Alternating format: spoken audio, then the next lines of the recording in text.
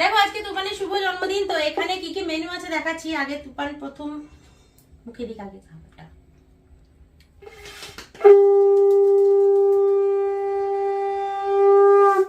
Chicken মাছ mix হয়ে গেছে। কোনটা ভালো লাগলো? চিকেনটা ভালো লাগলো। আচ্ছা কি কি আছে একবার দেখিয়ে দিই। এখানে দেখো এখানে রয়েছে ভাতের সাথে লাল শাক ভাজা, তুফানের ফেভারিট, এখানে পোস্ত, আলু পোস্ত, আর এখানে হলো বিউলির ডাল। সঙ্গে রয়েছে এখানে পাঁচ ভাজা, কুমড়ো, আলু, বেগুন, ফুলকপি, ঢেঁড়স। এখানে রয়েছে আর মাছের কারি, এখানে রয়েছে চিকেন কষা, রয়েছে পায়েস, রয়েছে এখানে 5 রকম মিষ্টি। এটা হলো তুফানের সব থেকে পছন্দের জিনিস।